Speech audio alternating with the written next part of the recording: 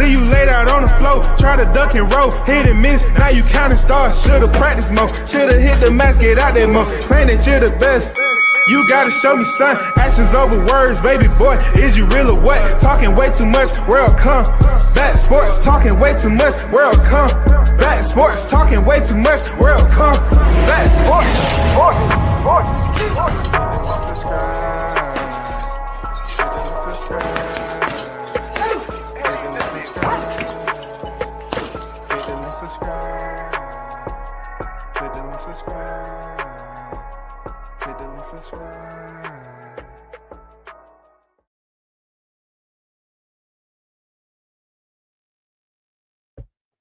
Yo, big shout out to the hottest chat in the MF game, man.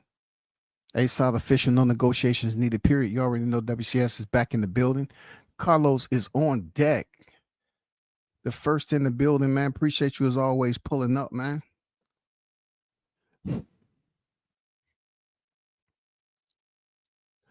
BG Bud Gun Stop. Canelo is in the building. What it do?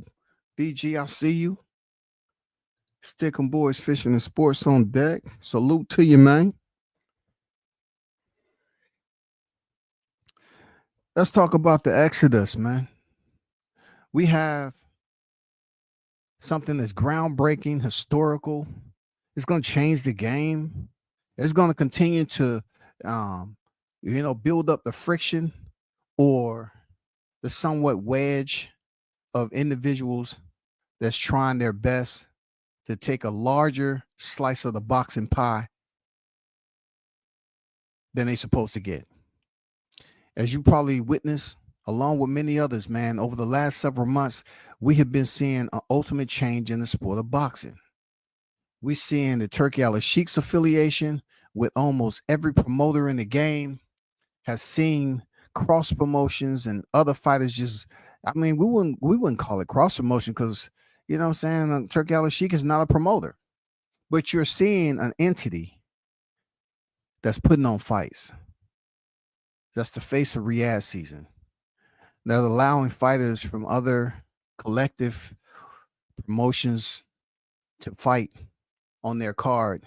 And some of these fights is probably, matchups that we never would have gotten if we would have just stuck to the same model. But guess what? This has been in the shadows and now it's out in the light. Dance. TKO Group. Dana White, Turkey Al-Sheikh, Nick Khan. You remember when they came out and they was up there signing those documentations to pretty much say, yeah, we're trying to change some things up.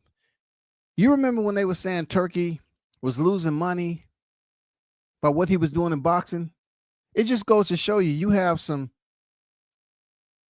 closed-minded boxing fans that refuse to reach outside and understand there's more to combat sports than just boxing.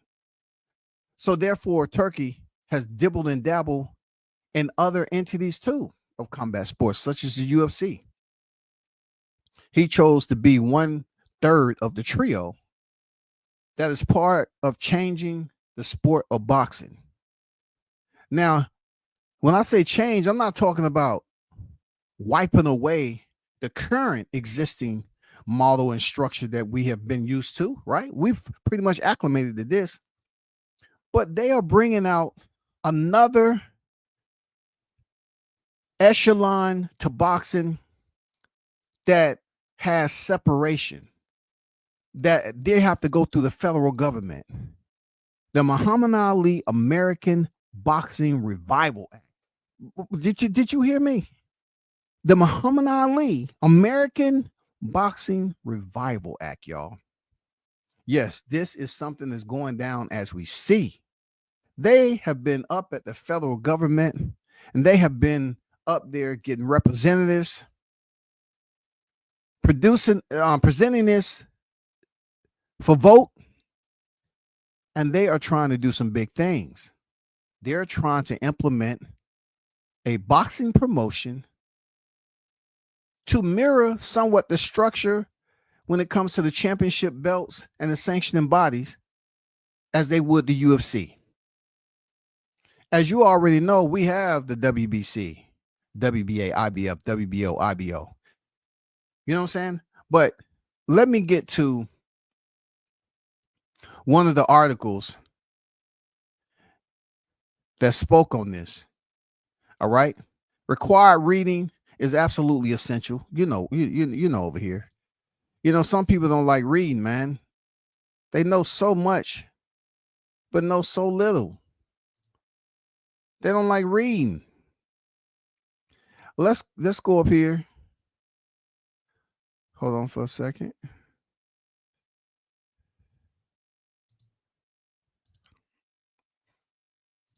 Let me take this thumbnail down.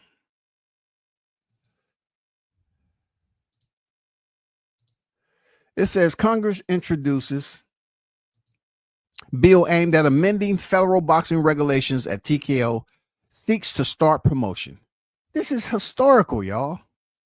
This is historical because there were so many naysayers, the ones that closed their eyes and act stubborn, not understanding that them being stubborn about this whole thing, about seeing the flexibility of boxing opening up now, not as if to permit someone else to do something. It's just someone with the power of Turkey al-Sheikh to be able to make these moves in boxing. You have to have the moolah. You have to have the power. And definitely, you have to have the juice. Turkey right now has the juice. People don't like it. They keep on saying, oh, Turkey losing money. Continue to go out here. Don't forget to change your costume, though. Continue to go out here and clown around and act like you have influence to stop it. Let's get down to the first para. TKO's plan to alter fight protections afforded by the federal legislation in an attempt to clear a path for its plan to launch a boxing promotion, y'all. Now, you're probably saying to yourself, oh, man, it's already boxing promotions out here. Yes, but they fall beneath the umbrella of the current sanctioning bodies. This is going to be a bit different. Let's keep it moving. Have moved ahead after a bipartisan bill was introduced into the U.S. Congress on Wednesday by U.S. Rep. Brian Jack, Republican, Georgia, and Sharice Davids, Democrat, Kansas. The Muhammad Ali Act, the Muhammad Ali American Boxing Revival Act, would add provisions to the Professional Boxing Safety Act of 1996. The 1996 legislation was later enhanced by the Muhammad Ali Act, Reform Act, colloquially known as the Ali Act. When enacted in 2020, the Ali Act provided several safeguards for fighters. Let's take a look, including protection from coercive tactics of promoters, while disallowing managers from serve as promoters in the hopes of eliminating conflict of interest. Isn't that what we speak about? We trying to deliberate on who's a manager and who's a promoter. You know, it's been word that certain people wear dual hats, right? And that may go against the grain, but that is what they're speaking on as far as disallowing managers from serve as promoters in hopes of eliminating conflict of interest, y'all. Goes on to say TKO hopes the new revival legislation will supersede some of what is outlined in the Ali Act. One of the bill's foundational concepts is the creation of the Unified Boxing Organization, the UBOs, y'all. Okay? Take that note down, the UBO. Unified Boxing Organizations, which would serve as an alternative to the sanctioning bodies that currently control boxing championships, WBA, WBO, WBC, IBF, etc. All right? They're trying to get the unified boxing organizations to run parallel to these sanctioning bodies, not supersede and expunge them, okay? This article goes on to say TKO is seeking, okay, y'all with me? TKO is seeking to manage a boxing promotion similar to how the TKO owned UFC operates in mixed martial arts. UFC controls, put a check mark, its own rankings and championships. It has established a pay structure that its fighters claim to be limiting. Equitable fighter pay has been a running issue for the UFC to the point that the promotion was forced to pay out $375 million to the current and former fighters after settling a recent class action lawsuit. If you didn't hear, it was a antitrust lawsuit with some fighters over in the UFC. I'm not sure of the totality of numbers, but when it comes down to the payout, I'm pretty sure that they really wanted to get this over and done with so they can move on and really focus on the UFC as a whole. Now, you probably say 375 million is good number, but it depends on if it was 6 or 160,000, fighters that was in this lawsuit. They could have all been paid $5. Who knows? But the UFC settled with 375 million. Now, it goes on to say, conversely, the payouts for boxers at the top of the sport are far larger than those awarded to elite UFC fighters. Establishing a promotion with his own rankings. Can you imagine that? Do we have that? Of course we do. We have bare knuckle fighting, but the B doesn't stand for boxing. You know what I'm saying? The B doesn't stand for boxing. But they do, and they have their own ring size. They have their own intro to every fight, total line. They have their own belt system, and they have their own ranking system. This is bare knuckle fighting, BKFC. The article goes on to read to say, establishing a promotion with his own rankings, championships, and pay structure has been seen as necessary for TKO to enter the boxing space. UFC CEO Dana White has gone so far as to say TKO's goal is to bring the UFC model to boxing. Now, if you know anything that's synonymous to what he just mentioned, is this. He wants to pretty much set up a boxing promotion where they have their own influence over the rankings. They have their own influence over the belt system, pay structure, all of that. And for it all to be legal under the Revival Act.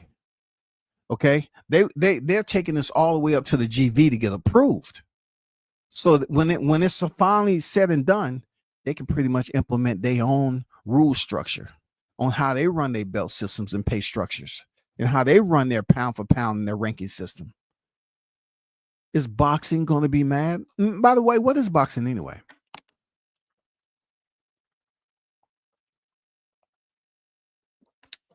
Can boxing stop this? No.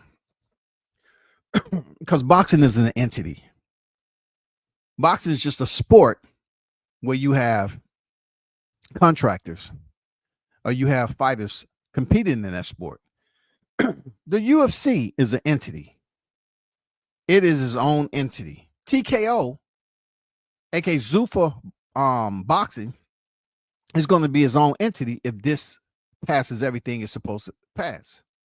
The article goes on. Some boxers feel a UFC-like structure being employed for their sport. We're taking accountability for their sport would limit advancement opportunities and earning potential. Correct. I agree.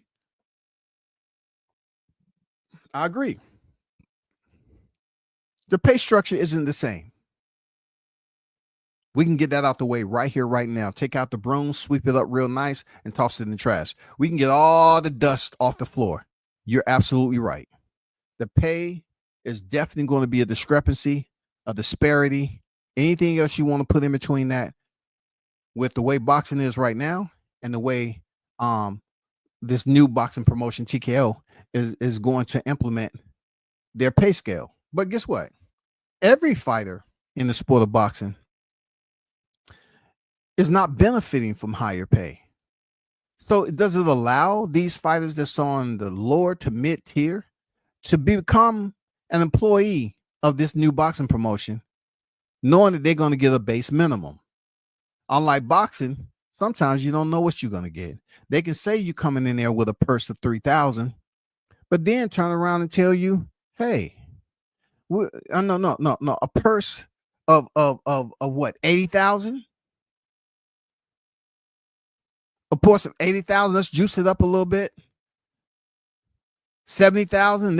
And then when it's time for you to get paid, they give you 60,000. Yeah, I mean that's messed up. But that's what people are arguing about right now. It goes on to say the problem is not awarding a belt. Oliveri said the problem is you controlling the fighters, you controlling the ratings, you controlling the path. There's no independence. It's an absolute control of the entire structure. It's not good. There should be an equal balance. It's why there's a balance of power in our republic, the executive, the legislative, and judicial branches. The purpose of the separation of power is that none will override the other and have absolute power. If you control the ratings, the fighters, and the title, you have absolutely power. You have absolute power, absolute control. Now, of course, we know boxing has its history. You know what I'm saying? We know boxing has long had its history of controversy.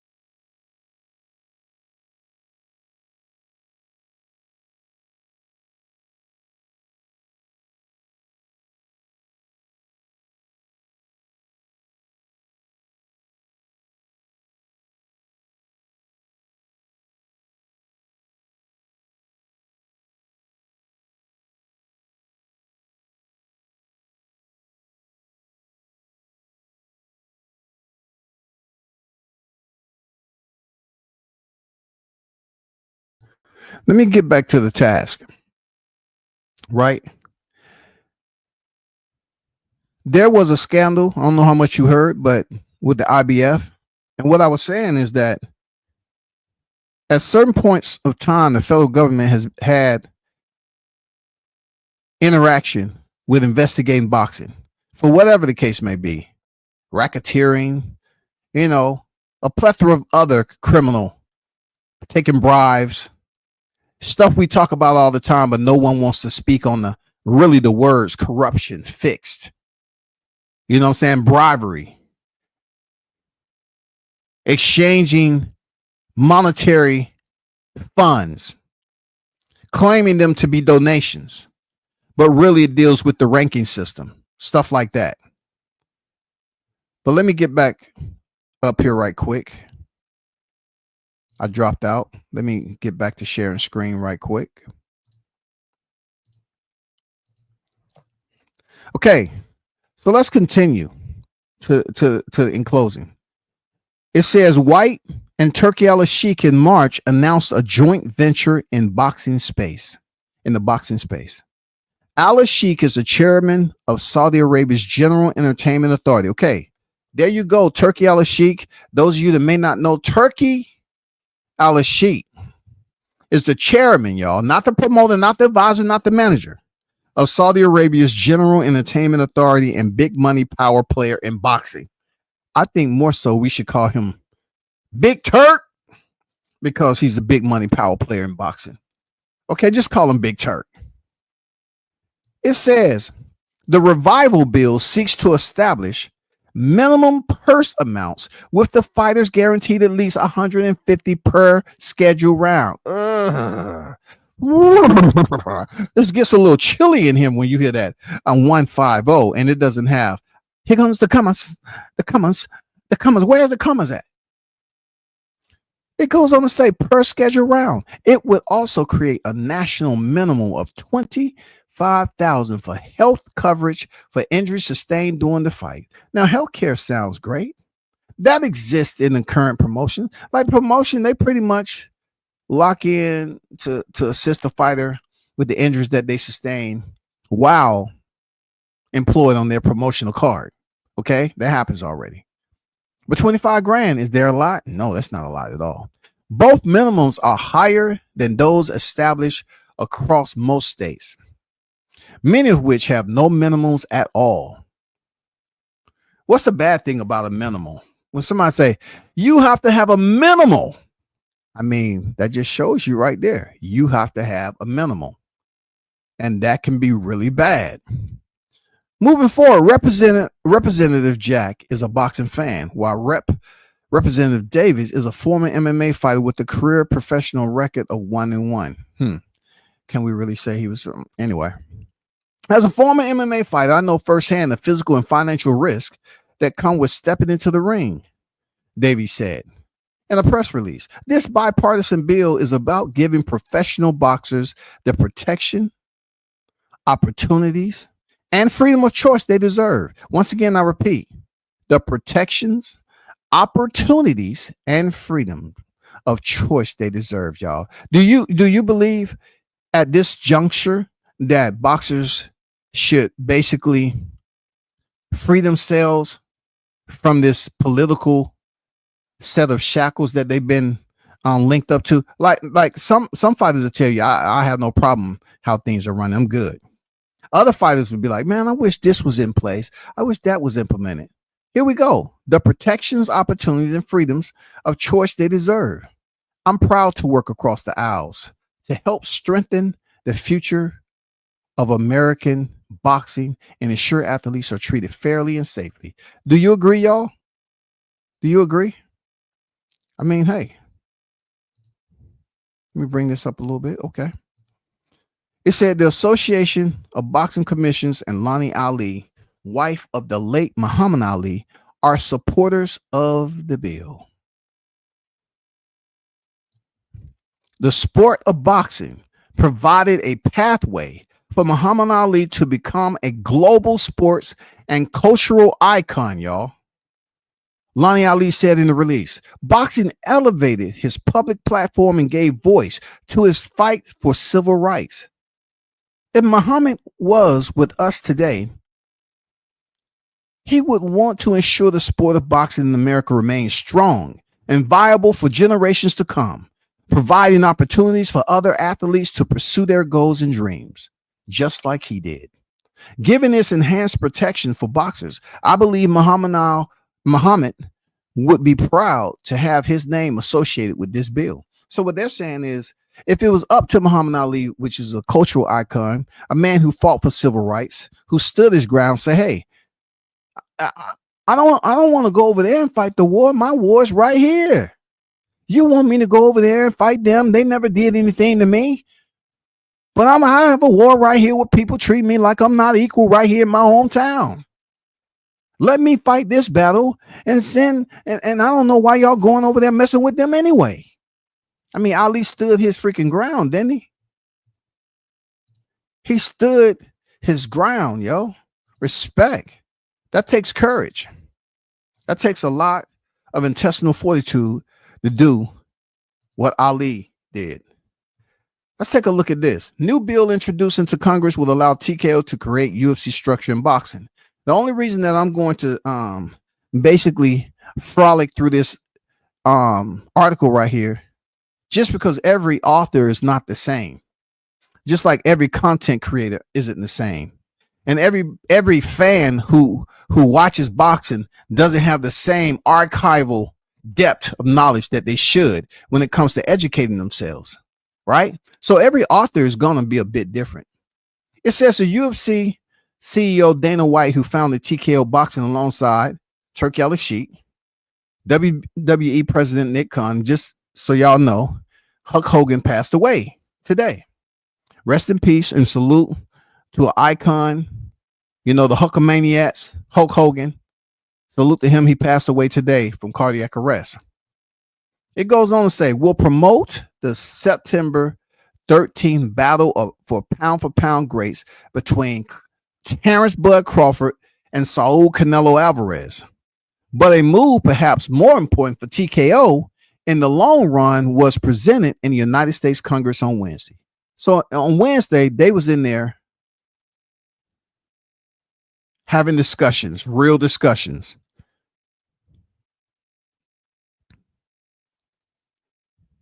To speak about the Muhammad Ali American Boxing Revival Act. It says,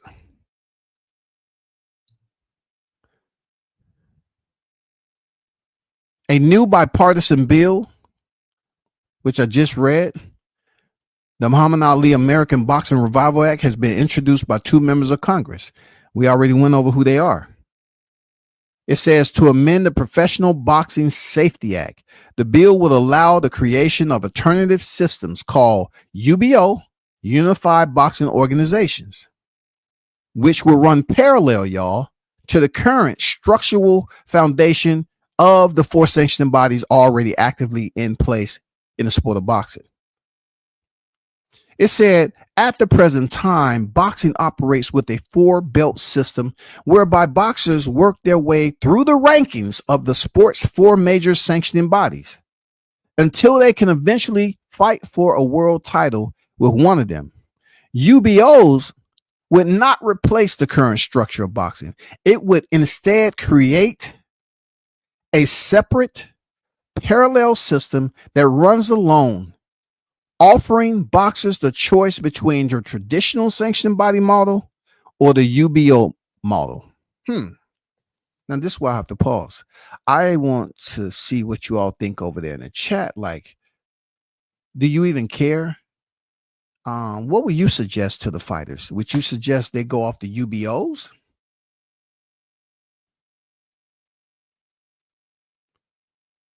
Or you would want them to stick to the traditional sanctioning bodies?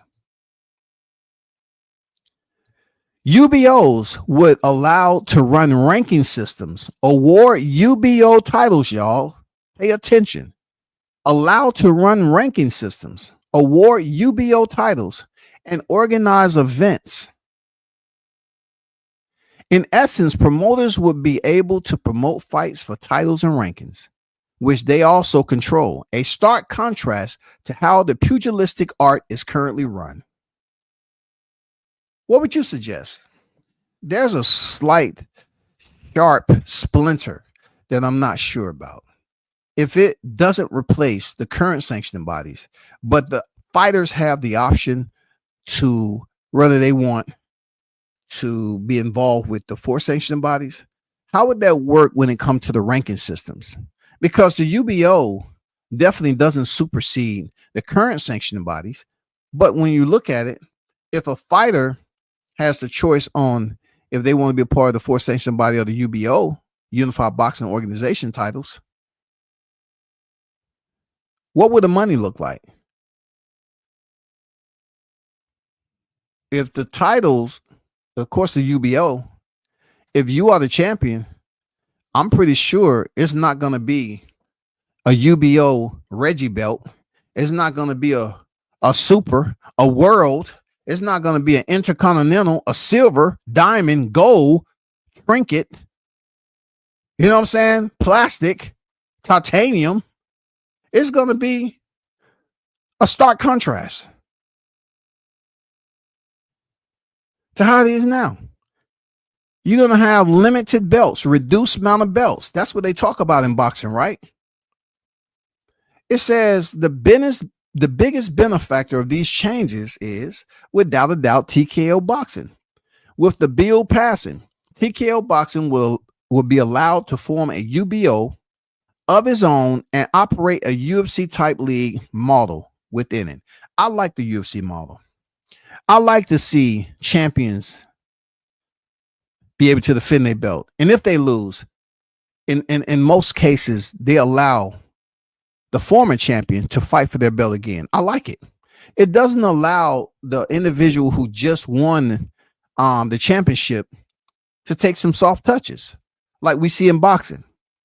You know what I'm saying? We have big names right now that's saying, I don't want to fight this person. I don't want to fight that. Do that over there at the UFC under that structure. Do it over there under Dana White and see what happened. That is just one hiccup of many that's in the sport of boxing when you have top tier elite fighters that's unwilling, fighters that need 2 tune-ups.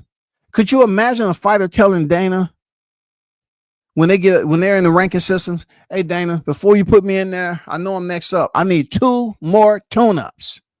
Okay? That's all I need. This is a very important para right now. Please get your antennas ready. They say the sport of boxing has long been criticized for having too many belts, making it difficult for fans to be aware of who the best in the division is or what the universal rankings for those divisions actually look like. Furthermore, sanctioning bodies have a clear conflict of interest as they charge a percentage fee for championship matches and therefore benefit from the most popular fighters being successful within their system or from extra unnecessary titles such as regular, gold, and franchise titles being created and used on a regular basis. You know they're telling the truth. You absolutely know they're telling the truth. You know it. You definitely know it. I'm going to grab this and I'm going to put that up there for the playback game because that's essentially, why you have certain people that's feeling some type of way. They don't want to see change, but yet they want to complain. You know what I'm saying? Change. Oh, we're gonna change it a bit. No. Complain. That's what they do, y'all. They talk about change all the time, but when change come about, they complain. Oh, that's different than what we're used to. Oh, this and that. All the other time they're like, oh, when these fighters gonna fight? What this fighter's getting paid? I put that up for the playback game. Whoever wants to read it, but that is a very important passage right there. Very solid summation. It goes on to say UBOs, however, will not be allowed to charge boxers any fees for placement in rankings or the right to participate in championship matches, y'all. Did you hear that? No sanctioning fees. So how does that pivot into enticing a current fighter that's underneath the current structure? They're going to look at it like, how much am I getting paid? If I was to stay in the traditional sanctioning bodies and pay the 3%, vice how much I'm getting paid per fight, knowing that I don't have to pay sanctioning fees for the UBO. You know what I'm saying? So, potentially, if you are a medium to top tier fighter, the sanctioning fee for that belt out of the 4 may not affect you as much. But if you go the UBO route, I'm just assuming, with less payout as a fighter for that fight, but yet you get no sanctioning fees deducted from your pay, which are you benefiting from the most? You know what I'm saying? Paying out the 3% or whatever it is for the championship, the traditional prestige of the 4 sanctioning bodies. Yes. That is going to come into play because, as we all know it, these presidents can come out here and complain all they want, but these sanctioning bodies are not setting up a retirement plan, nor are they trying to basically enforce or come up with in the government and the federal government to be able to start a union across the board, to be able to allow these fighters to basically put money aside for a pension at when you get a certain age. They don't have that already. But yet, when TKO is starting a promotion and they don't even have union. They don't have like a retirement plan.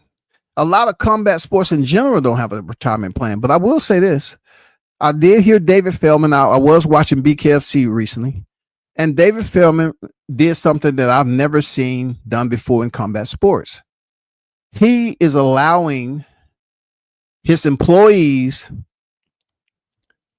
to receive, not buy, to receive a certain percentage of stock in BKFC.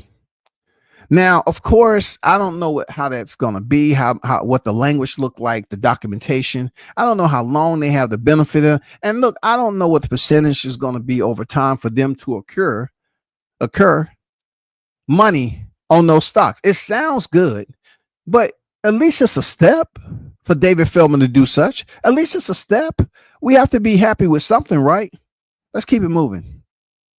Additionally, the bill sets to enact a national minimum payment for all professional boxers, $150 per round.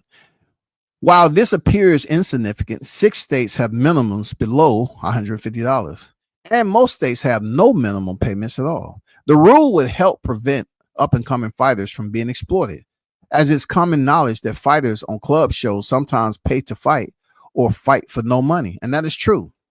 150 minimal. A lot of people are going to say that's better than nothing. But just imagine if you're going to a job and your hourly wage is $15. There's 3 minutes per round.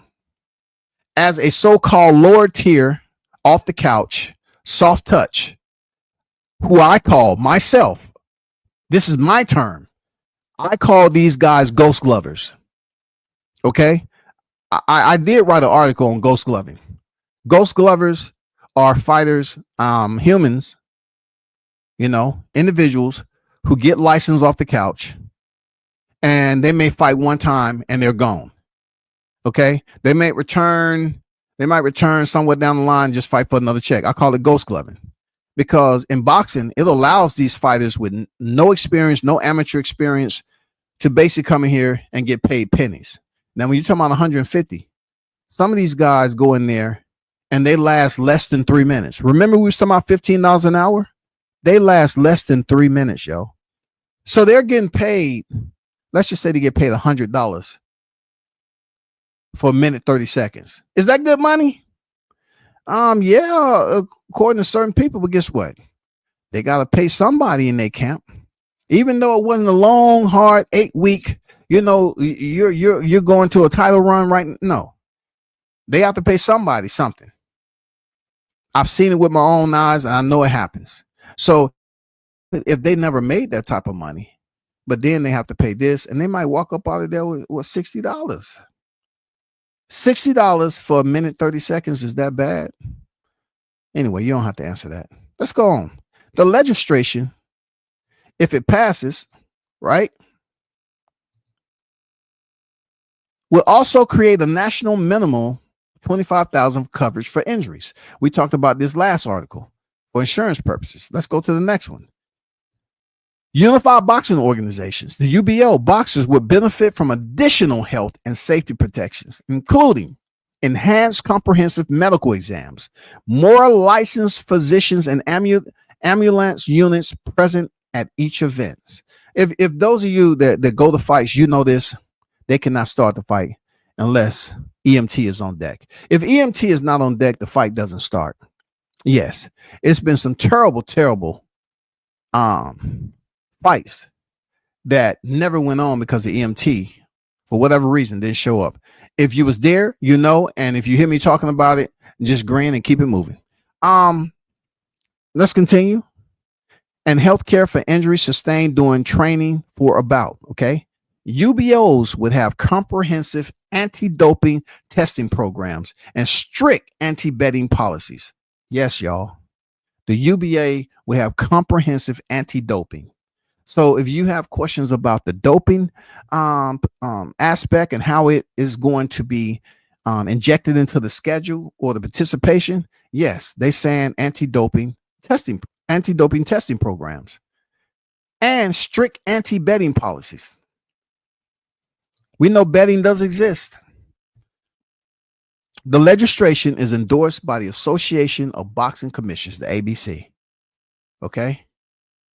And Lonnie Ali, wife of the late boxing legend, Muhammad Ali. All right. I just wanted to basically go over that because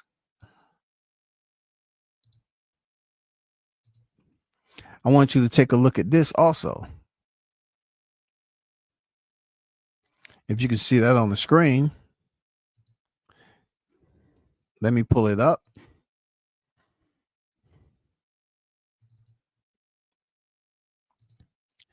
It says pros. Okay. Let's look at the pros and cons on here. The pros, which is on the left side, TK group. This is the second slide. It says more visibility, more consistent fights, unified promotions, bigger events. The cons, UFC model, less fighter pay, less autonomy for boxers, favoritism in matchmaking. Once again, less autonomy for boxers, favoritism in matchmaking. Let me ask you this question. Okay. Do you see any check marks that stand out? I'm talking about the ones that you see like a porch light in the wee hours of the night, in the maw of darkness, just like a lantern. Do you believe there's any concerns that stand out to you? You saw the cons, right? The UFC model, the less fighters pay. Should we be speaking about, okay, fighters pay, knowing that in this boxing structure that we have already, there are fighters that doesn't get paid a lot, and there are fighters that do. To be strictly, I'm talking about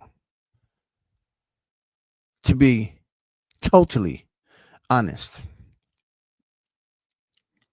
I can't say I haven't been to a fight where a fighter has been paid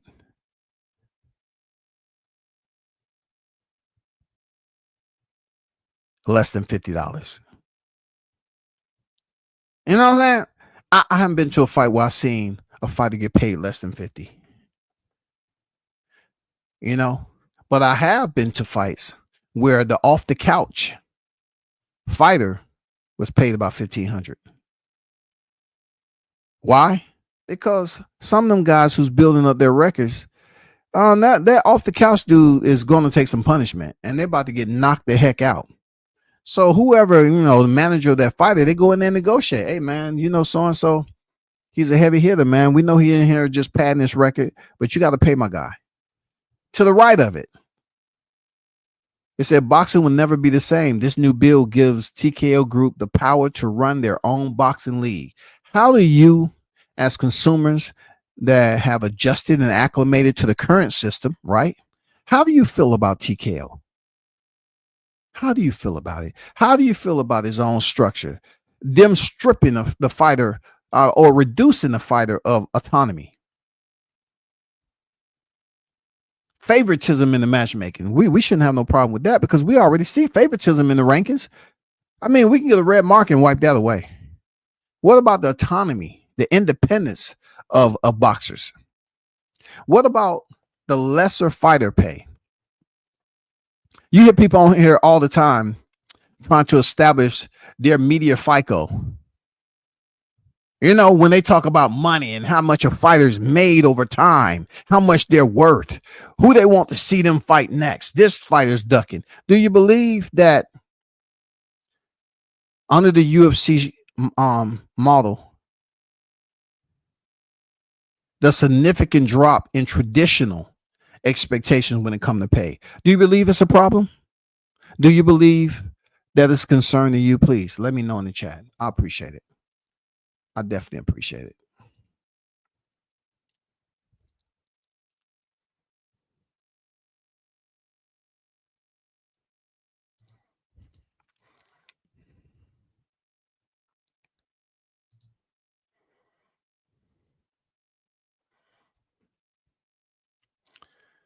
In case y'all wanted to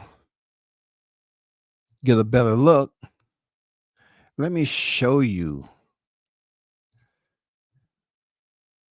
this right here,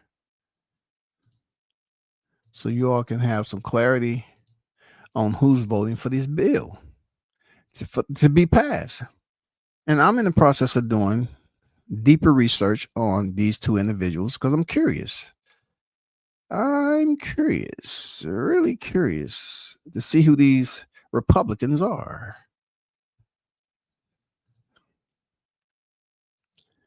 I want to know who these two people are and how they are associated with this whole entire plan. They seem happy in the picture, of course, but I'm definitely doing a little bit more research and trying to, get a little bit more discovery into this matter. And shout out to Big Bunch and Boxing in the building, man. I see you. What's good? Joseph Bailey on deck. AB on deck. Just a guy on deck. What it do?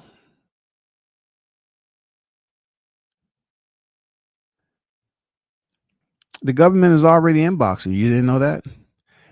Then you just hear me say that the sanctioned body has to deal with the federal government. If the government is not a part of boxing, then why do the sanctioning bodies who's attached to boxing in one of the most intricate ways possible, why do they have to get permission for certain things?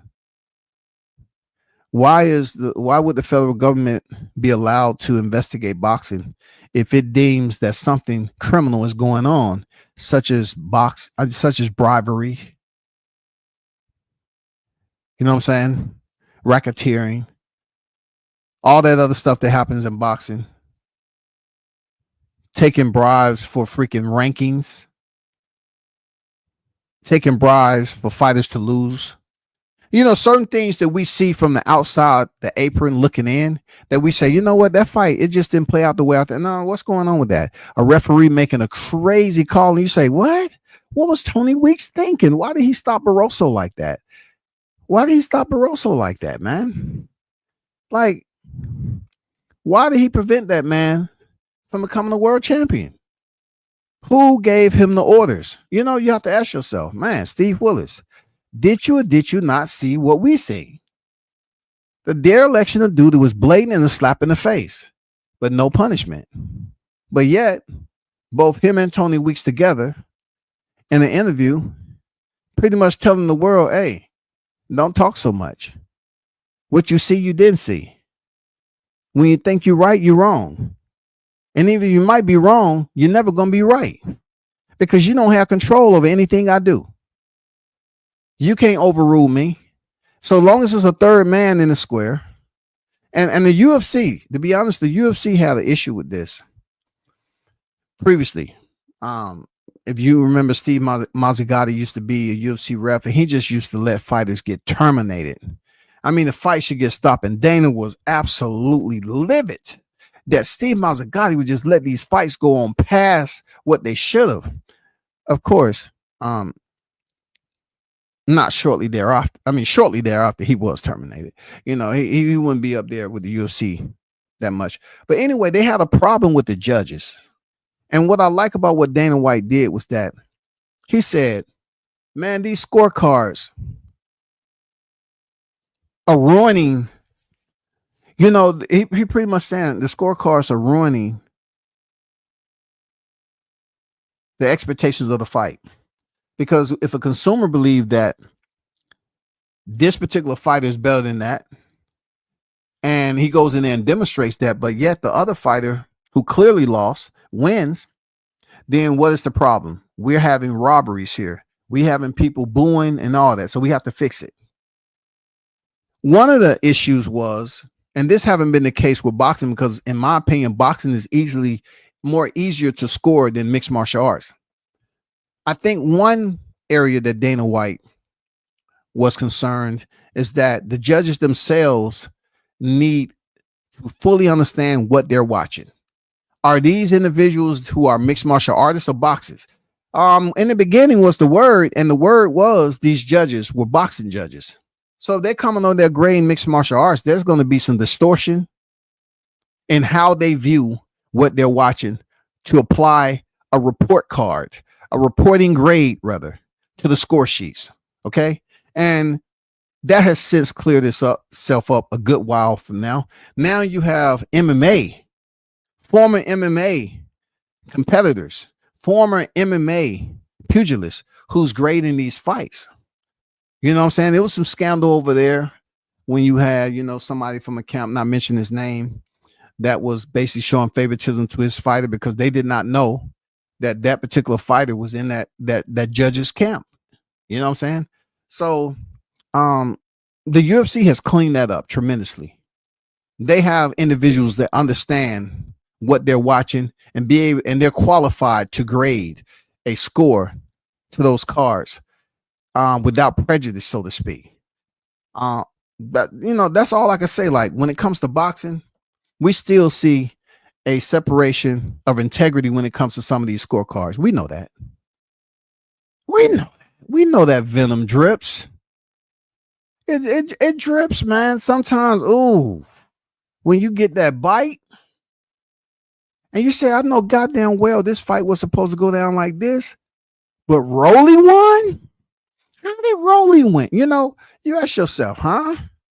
Even, you know what I'm saying? I mean, how does fights play out like that?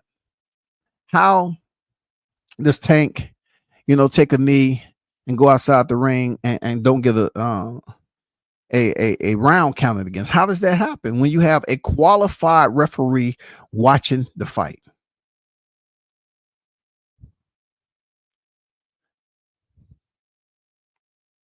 But I will say this.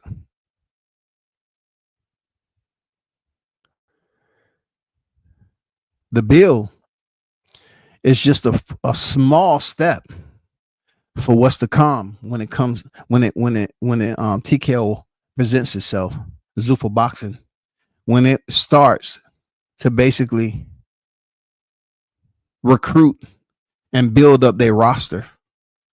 You say to yourself, oh, it's just so little pay. It's a minimum of this. Listen, it's some worse payouts going in boxing without the TKO boxing promotion. So when you get this on deck and things start to rotate, the wheels start to move, they start to cycle each other, and you start to, you know, build a roster up. And then finally, you get consistent cards. I know September 13th supposed to be the first card on TKO, but listen, pay attention. Have you heard Turkey say, you want to talk about building this up and really stamping your footprint at the beginning when the foundation is drying, when the foundation is hardening? Turkey said it's going to be about 20 fights on the card, and it's going to be like a 3-day process. Did you hear what I just said? Turkey said this goddamn card is going to have like 20 fights on there. And it's going to be boxing for like 3 days straight, y'all. Now, look, I'm going to be honest with you. I don't think they're going to be boxing to the wee hours of the night. And then they say, oh man, I'm glad I'm out the ring. I want me some goddamn waffles, or chicken waffles, and some goddamn some sausage, kind of spicy sausage, with egg grits, hash, all that, corned beef, all that. I don't think they're going to be fighting in 3:30, 4 o'clock in the morning. I just think they're going to have a round robin, just like the tournaments, and they're going to fight up to a certain time at night. And then they're going to start, depending on how many fights are going to be on the card. You know what I'm saying? If you're talking about 20 fights, divide that up into 3 days. You know what I'm saying? I mean, it's not that many fights. And plus, you have to factor in how many rounds are the undercard fights going to be? How many 4-rounders we going to have? How many 6 and 8? How many 10-rounders? Are there going to be any collective championship showcases on this card on the day that Canelo Crawford fight? That's just questions that I have. That's the questions that I have. But it's definitely changing, y'all. You have to understand this is definitely something that's changing. Is it colossal? In my opinion, anything that is somewhat revising a structure such as boxing, where the program does not fall beneath the same model that we have witnessed traditionally over the years. It's different. They're doing their own thing. But the way it's coming about is the UBO is not going to have any type of conflict with the current sanctioning bodies, but it's out there. Just like a UFO, the UBO is out there. They say the fighters have an option to choose. My thing is, how are they going to choose to be over in the sanctioning bodies when they can be a UBO champion?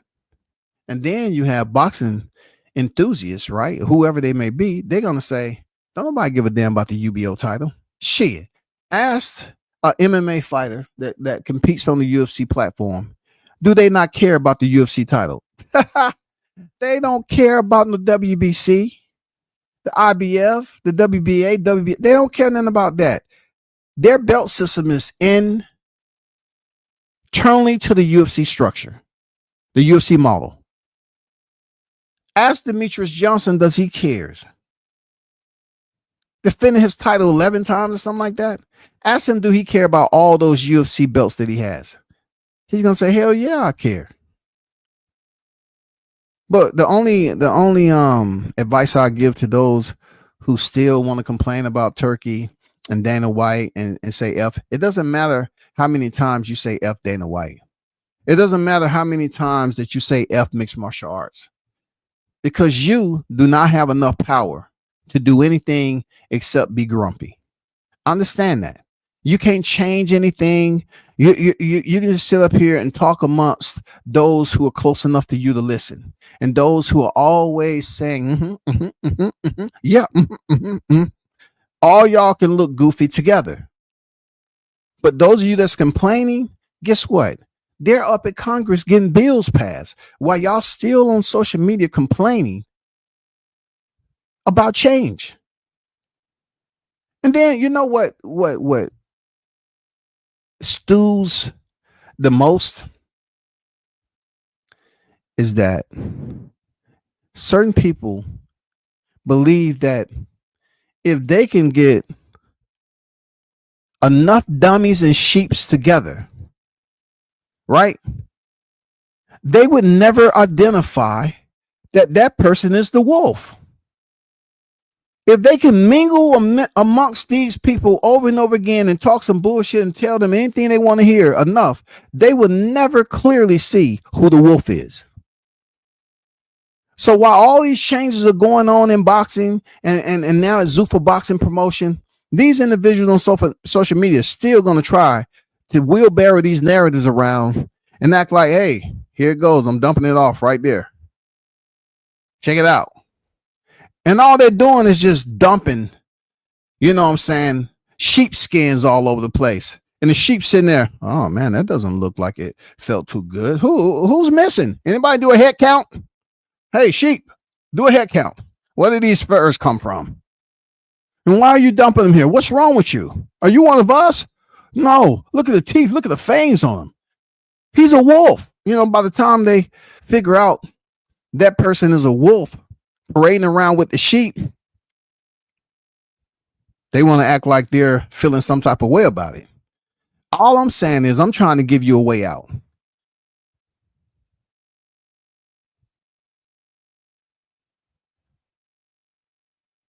If there's any advice I could give you, just be patient and process information of these people that's trying to say F this and F that.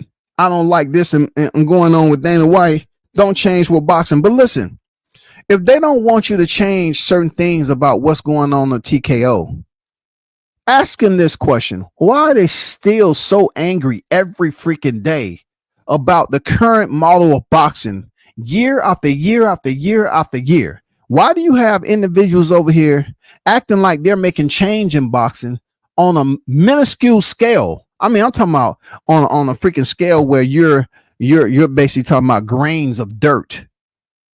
That's how important the changes that they think they have. Granules of dirt. If we're so in love with the current model all the time, why are we so disappointed? Why are we so angry? Why do people get on social media and argue with one another and act like they're these mercenaries and try to act like, oh, I'm keyboard warrior this time? Why are the boxing fans so upset? If the model is working traditionally, what we used to, what we have come accustomed to, why are you so angry every day? We shouldn't be angry at Dana White making changes to the structure and talking about a belt system and pay when you have fighters that's up here negotiating what their worth is, but yet you have content creators up here saying so-and-so was getting paid 17 times what they got paid before. And they have absolutely nothing to do with the fighter. They haven't came up with any programs for the fighters. They haven't worked any fighter's corner. They're not licensed managers, but yet they may pretend to be in their title. They haven't signed one fighter in the sport. They barely go and do a complete fight card. All they want to do, I've seen this, right? Where you have, if they want to talk about change and how upset and angry, you hear how belligerent these people are, right? Ask yourself this. How in the hell do you think that social media from afar is going to allow you to know things if you're never up close and personal? How do you believe you know so much, those of you that believe that, without even ever attending a fight? Goofball. Stop complaining about what Dana White is doing over there with the new structure and what Turki Al-Sheikh is doing when you have boxers who are going over to Turki Al-Sheikh to fight on his card. You have boxers who attempted to trash Turki in the media and had to go back and apologize. I don't see you dogging out them fighters. Oh man, you had to kowtow to Turki. You had to genuflect to Turki and kiss his pinky toe. Oh man, you had to kiss Turkey ass. And they go back over there, make good with Turkey, and then you see him on the fight card. What do you complain about? Somebody tell me. What do you complain about? If you have did nothing to change the current customary structure, the model that we're so used to, don't think because you get on social media and you rah, that's changing something in boxing. When I hear people mention Dana White's name, they say F Dana White. I say, how can you say such when you're always angry about the current boxing model that the sport has been operating on for decades? You're mad that this fighter ain't in the rankings here. You're mad that Tank ain't fighting this fighter. They mad that this, and this ain't going on. But God damn it, why you can't change it though? If you're worried about why Tank ain't fighting Lamont Roach in a rematch, or why he ain't fighting another champion, why aren't you in possession of the power to change this shit? Can you answer that for me? Why don't you understand? Your voice is only loudest as those who are around you. And if you build up enough following, they hear you often. They will stay there and listen to the same bullshit every single day. And you know the good thing, myself, when I'm looking down from the hilltop, and then when they finally found out, damn, we stayed up here all this time and it was a bunch of bullshit. That's when I'm gonna goddamn start laughing and picking apples from the tree and throwing them down and hitting you in the head with it. No shit, Sherlock. You're around people that don't have any motion in the sport, but yet you listen to them talk as if they do and complain about Dana White and Turkey and Nick Khan changing and implement a different model in boxing. But the ones who supposed to be so dedicated to the sport, they do absolutely nothing to change the sport. They go through the motherfucking motion, y'all. They go through the motion every single time. You have people on here believing that starting a freaking channel, getting a couple of subscribers and viewership is going to elevate them to new heights. They act like it's going to be so high that they can leave the stratosphere into space and it's going to be no problem. They don't need any equipment. Breathing just going to be fine. They actually believe this shit, yo. And it's sad. It's sad that you have people on here, and I say it again, that's putting in all this work for free. No, not a zip of monetization. Pro bono like a slave. And they are not changing anything in the sport of boxing.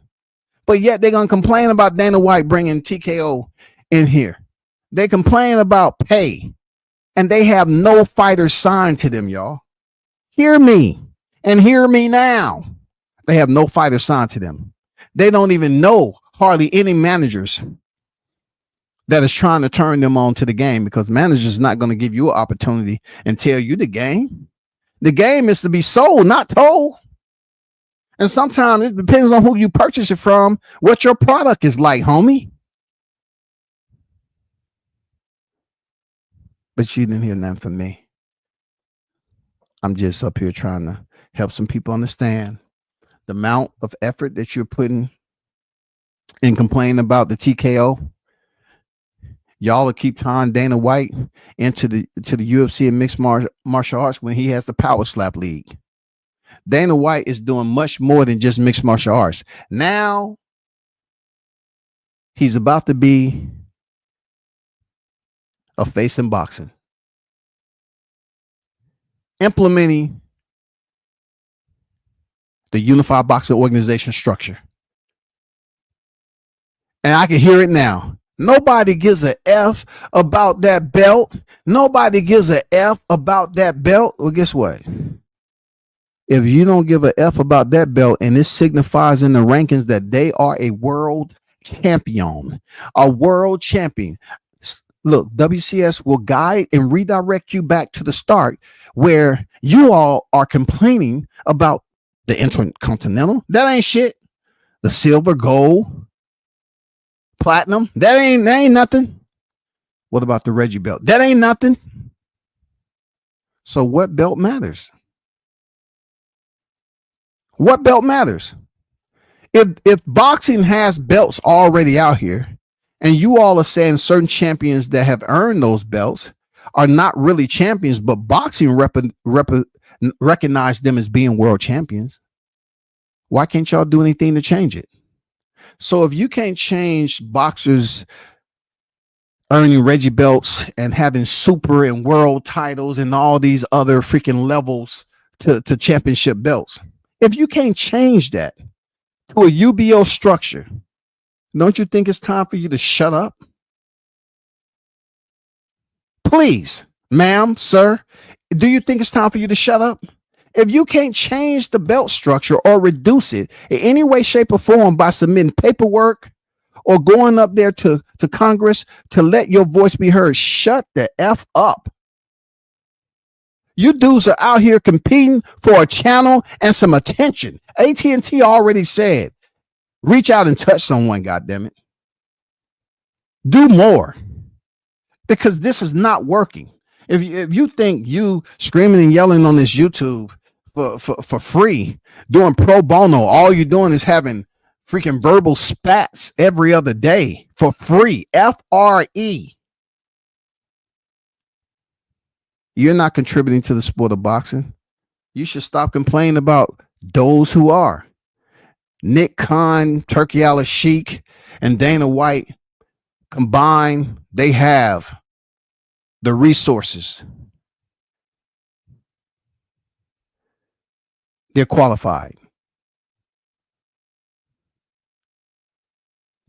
They have the backing. So what I'm trying to tell you, the amount of weight that they're carrying, you will never be able to lift. Not because you're not strong enough, but just because you're not qualified enough. You'll never be able to enter in this and lift that weight because you're not qualified to know how to lift it. That's just the truth of it all. You're not qualified to know how to lift that type of weight. So you continue to be down here buying weights out of Walmart, the 2-pounders, you know what I'm saying, the egg weights, and you continue to shadow box your way through this social media, whining and complaining about boxing, don't do this and that. It's about to be some change around here, man. I'm happy for the new structure because, for one, it's not going to affect the current structure. It still allow fighters to either become a part of the UBO or to sustain itself in the regular structure in the ranking system. Oliveri, what did he say? What was on that? What was on that? Favoritism, showing favoritism in the rankings. I mean, I don't want to mention no names, but there's some fighters that didn't fight anybody to get to the top of the rankings and get a title shot. Come on, let's be honest. Outside of me doing a FICO review on Jaron Ennis on how he made it up, the WBO rankings at the welterweight division should tell you many other fighters who have sustained themselves in the ranking system, and you really don't know who they fought. So to say there's going to be favoritism under the new structure, we already have that currently. And with that, my friends, I'm going to sign off. I want to give a big shout out to the hottest chat in the MFing game. A-Side official. No negotiation needed, period. You already know. Another time and a place.